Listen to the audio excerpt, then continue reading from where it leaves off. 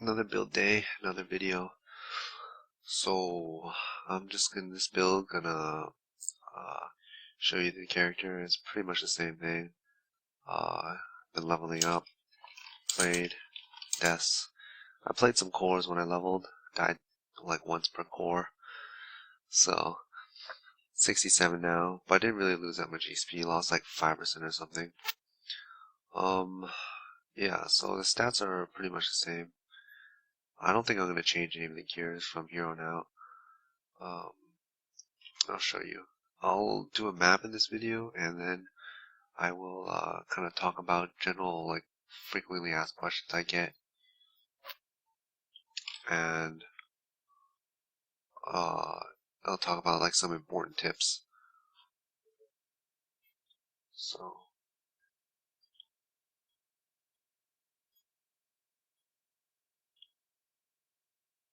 okay, so 42K. Well, what did I do? Well, I didn't change anything. Oh, I know what I did. I got the spell damage node when I leveled up. That's how it goes to 42K. That's what happened. Okay, so mapping today I actually did mostly red maps. I ran out, that's why I stopped for today. I didn't have any more maps, so I stopped playing. But I would do stuff like this, and I would roll them with like pack size and like 100 quantity, 120 quantity, and I still ran out. So yeah, mapping sustain seems pretty difficult right now for me. I will like do this stuff, onslaught, which will make it 122 and 29 pack size. I did these kinds of maps all day. I stayed in the red maps pretty much all day, but, you know, ran out at the very end, so I don't know, it seems pretty difficult. I didn't gain any maps. That's what's concerning about it this league.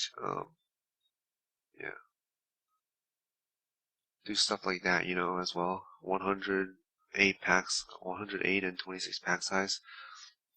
Yeah, typical map. So, frequent questions I get, probably answered this before, but, like, why is your Blade Vortex low level? My Blade Vortex is level 1. I don't want to level it up, so I don't do damage to myself when I reflect. Oh yeah, I de-leveled my Purity of Fire just now with evolving it. So I don't level the Blade Vortex up because I don't want to hurt myself on reflect, and the only purpose it has is like to generate charges when it's hitting monsters. The damage is like almost nothing, insignificant compared to discharge damage, so you keep Blade Vortex level for like low dex requirement and not hurting yourself on reflect. And Life Leech is the same reason, it provides like no benefit for uh, for leveling it up. It provides leech rate, whereas you have ball packs, so it makes all your leech instant.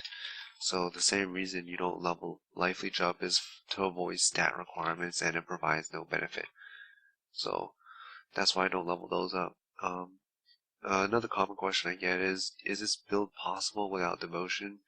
And it's like, the answer is yes, but it is like half the damage, so, you know, it's a lot weaker without devotion, that's for sure.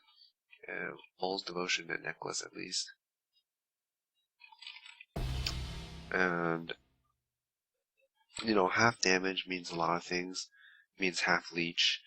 It means you're killing monsters twice as slow.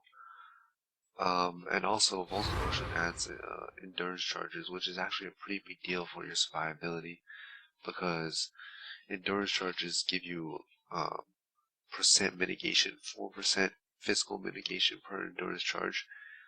And also when you go off Immortal Call, you see I have like a 2.8 second Immortal Call because of the 6 endurance charges.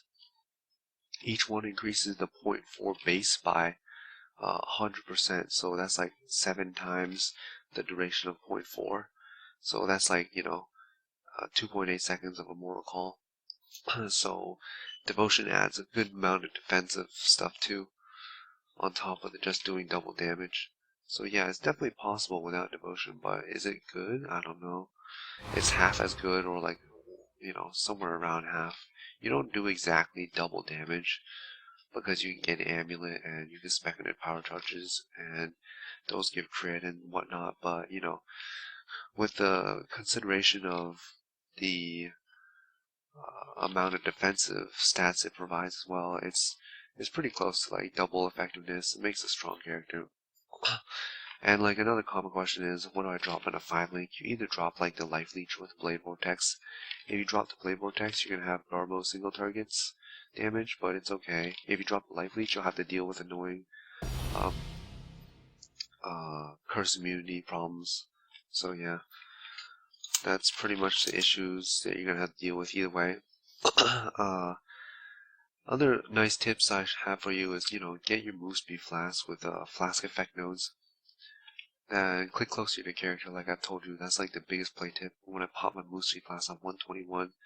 So I can click decently far away and still reset my Cyclone at a reasonable speed and a reasonable pace. So that's that. And make sure you get anti-bleed and anti-freeze.